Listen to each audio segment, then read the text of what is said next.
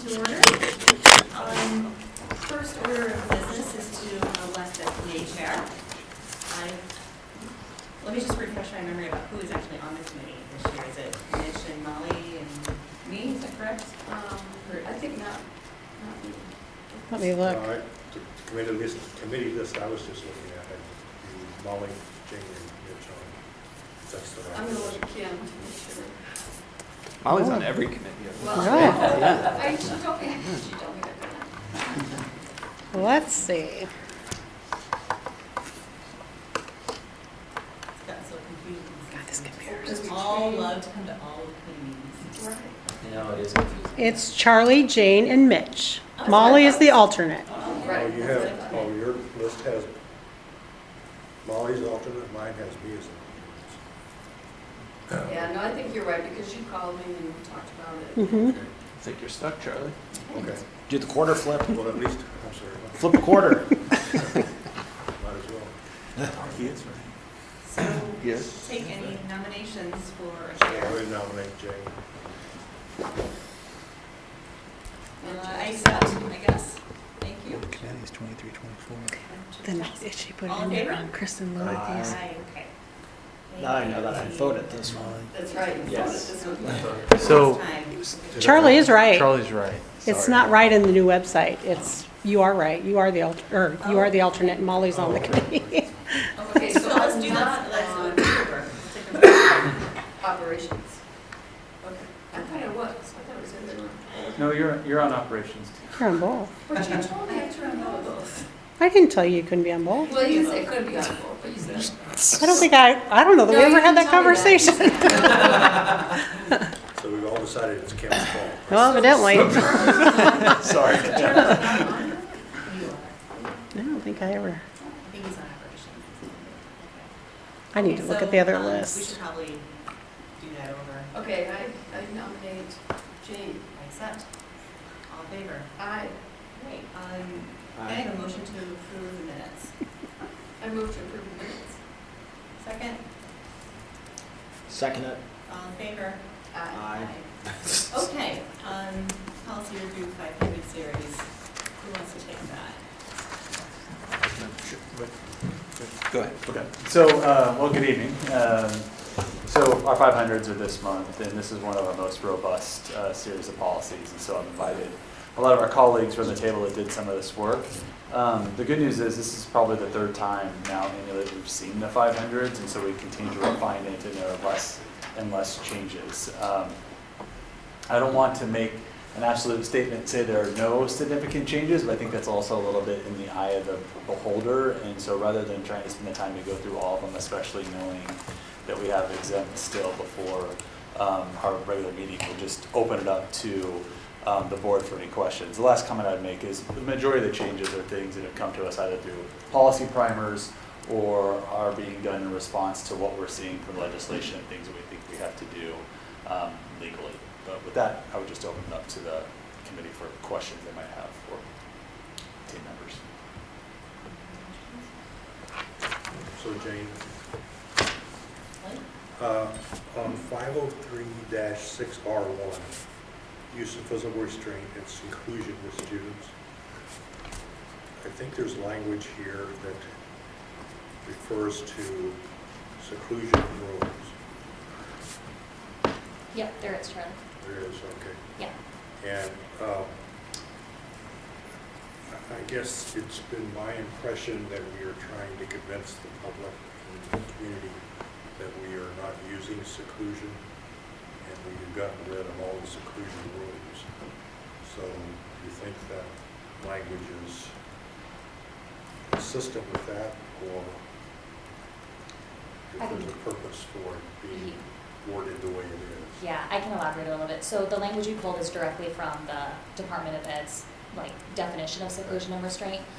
I think an important distinction for this team to understand, not that I want us we've said this to the community, but it's something we try to, I think it can get messier the more we try to clarify. You're thinking back, I don't know, when was it, 2016, those seclusion rooms as we saw them portrayed in the news, right? We removed all of those. we did, Jeff and I, which he's not here tonight, but we go through every year and we do a review of all of our facilities, and the state has kind of guidelines for what constitutes, what you have to have or not have for a room to be used for a seclusion room. So we do have some buildings that have approved areas that can be used for seclusion, and we have buildings that don't. So we keep an internal list of that, but we have to report, in our language, we have to have language that aligns with what the Department of Ed has put out around seclusion and restraint and federal guidelines. Does that make sense? So we Yes, can't it not makes have sense it in to- there. It makes sense to me. Yeah, but I agree, I think it Wondering creates some about how confusion in the community convey that to the sometimes. community. The language is here, doesn't mean that we're still using seclusion rooms in every building. Yeah, well, I think the thing we would tell the community is we still use seclusion, right? I mean, if necessary, right? And so I think just what Ashley's talking about is how nuanced that is from the standpoint about, okay, the state says if you do, then here's the requirement for doing that, to the point where, you know, we have to detail out what some of those spaces are and make sure they're appropriate by the code. And so that's where it gets a little difficult in policy to probably speak to, you know, all of the practice points that we have, Charlie, but I think the thing, if we get community questions, is to focus on what our data has shown around seclusion, right? And I think we have a good track record with that. We just looked at the last meeting, and so I think that should give us confidence in what our practice around seclusion and restraint is. And the second thing I wanted to ask about, the use of physical restraint and/or seclusion documentation form that's in the policy product, doesn't have a place to say where the seclusion incident happened, or what the space was. Is that possible to put that in there, or is there a reason for not having it on the form? Let me pull it up. The It's- form is, It's on page 80 of my PDF file. okay. You see it? Yes, so this is pulled from Infinite Campus, which is where our administrators and safety care teams fill out the form and then have it notify families. And along with this, there is a description of like all the things that occurred, and so it's in that narrative Oh, the that the second family part. receives. Okay. That outlines more details, because what we didn't want to have in the form is like just a box you check of where, because again, it's so nuanced, like it's hard to capture everything, so that narrative is really what we lean on to share all the pertinent information. Okay, good, all right, good. So it's, the location is in the Yeah. report eventually. Good. Yes. Good, thank you. So that's it. Mine were real nitpicky things. So, for example, on page 52, it's policy 502.8. I guess it's under search and seizure. And I don't know how people feel about this, but I didn't know if you wanted to substitute the word cannabis for marijuana. I'm not sure how people feel about that. Again, it's kind of a nitpicky thing, but I'm fine with Kate, do you have any thoughts on that? I'm thinking about it. Okay. Yeah, I'm not sure if I was thinking about the longer difference. But I think it's the same. Yeah, marijuana is, in a lot of racialized contexts, is seen as a term that dog whistles towards certain race and ethnicities, and cannabis is more of the accurate term. It's like, yeah, that'd be the, Yeah, my understanding is it's more slang. Cannabis is just more accurate, but Well, I don't again, I'm think- not, you know, I don't think it changes the Anything, meaning yes. of the policy. It's Yeah. not gonna make it any more narrow. Because it's just, they're basically examples, right? They could include, so that's something the board wants us to change from a vernacular standpoint. That isn't, that's good. I don't have strong feelings either way. I just thought, I saw it and I thought I would bring it up to see. I mean, if we're using the correct term for alcohol instead of beer, wine, liquor, and we made that change other Yeah, places. I think it makes sense to use cannabis since Sure. that's what they go by, is cannabis dispensaries, Sure. not. The thing it makes me think about is, Kim, I don't know if we can do this, what do we want to do a global search, if that's something, you know, the board wants us to change, moving to use of cannabis rather than marijuana? Is it one something we'd start doing throughout all the policies? And we wouldn't necessarily need to do it tonight for every series, but that'd just be good for us to know. Yeah. Because then as the 600s come up, if marijuana was in there, we would make the, you know what I'm saying? We could just do it systematically as each series. Sounds like we probably should. Yeah. Yeah. Okay. If everyone decides that that's a good So idea. you want to get creative, go devil's lettuce? I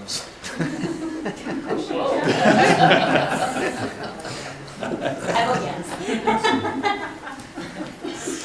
Okay, and then my other question was on the good conduct rule, page 72, policy 503.4, where it's the end of the second paragraph, must refrain from activities which are illegal, immoral, and unhealthy. And I guess I'm all for being moral, but I feel that's subjective, same with unhealthy, and I don't think it's necessary. I think illegal and violation or policy would be enough there.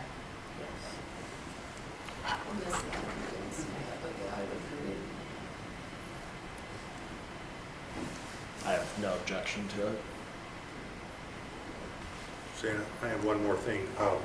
There's a web link in section 504.5, Yep. What page? 106. Thank you.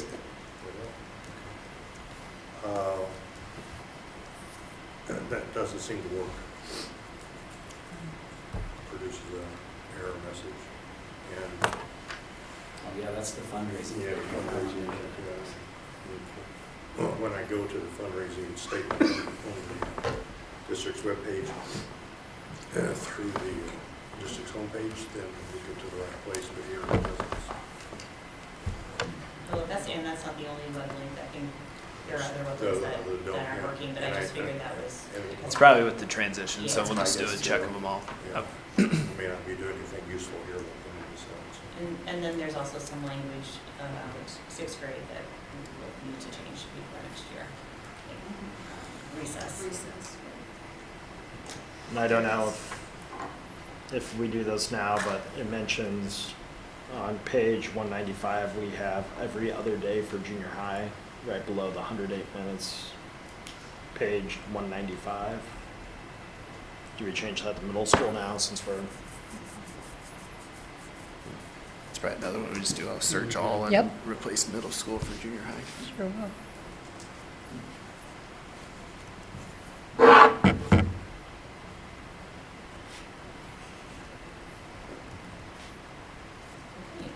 What's the statutory language on that?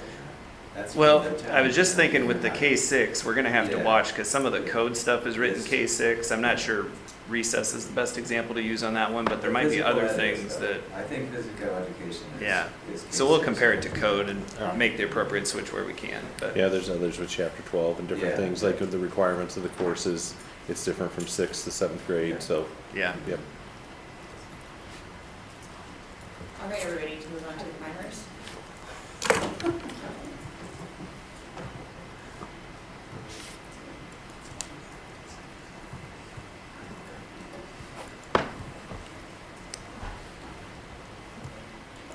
Matt or Chase, do you want to lead us through these, or?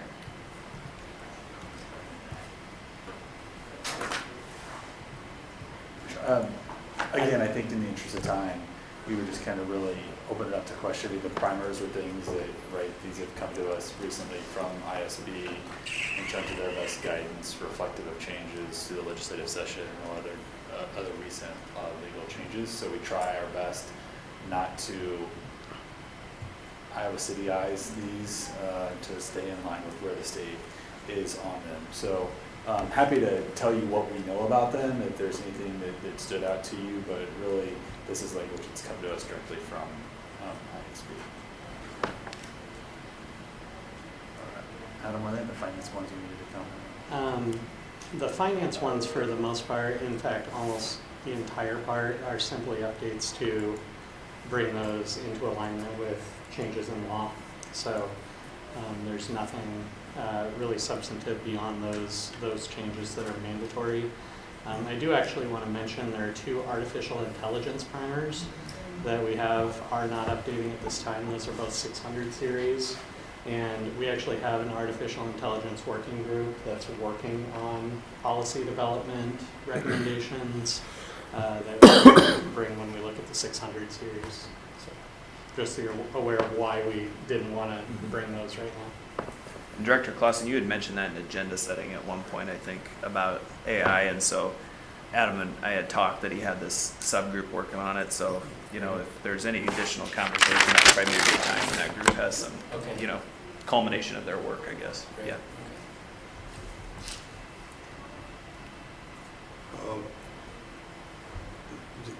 Are there references to student cell phone use during class time in these primary? Thinking about that as I was reading it, but I'm not remembering what I saw. I don't think so. And the reason I bring that up, I think there's a bill in this legislation session about cell phone use by students. Is there- A Senate file, sent to someone yesterday. The Senate file 2044 Okay. would, The way it's worded now, that if it were to pass, it passed, got out of committee, I think, but it would require, it allows cell phones in the classroom if there is an educational purpose by the teacher, but otherwise cell phones have to be in the locker or a locked area all day. and the legislature's going to come here and enforce that right. We will direct all the parent calls. But to your question, Charlie, most of these policies just focus on not specifically the device of the cell phone, but more on technology and social networking, or social media. I do have one question on page 28. It's 703.1 budget planning. And it's the 4th paragraph, that bigger paragraph that's all highlighted. The second sentence, I don't know if that's right. Mailing of proposed property tax clearance statements is completed by a county auditor by March 20th. A public hearing for the proposed property taxes is then held not less than 10 days and not more than 20 days prior to the date of the hearing. Is that, they use hearing twice. Yeah, so we didn't change that language, but I see what you mean. There should be a notice of, so the public hearing, so there are 2 hearings. Let me review that. Sure, okay. Yeah. Okay. There are 2 hearings, so it's complicated. Okay, We'll that's talk fine. about that Got it, at our okay. meeting. They're trying to format it after our new Yeah. process we have to use, right? Yeah, the wording is odd there, so I'll take a look. Okay. Okay, anything else? All right. Our next policy and governance meeting is February 27. 27th. Yep. Okay, great. Can I have a motion to adjourn? So Second? Seconded. All in favor? Aye. Thank you very much.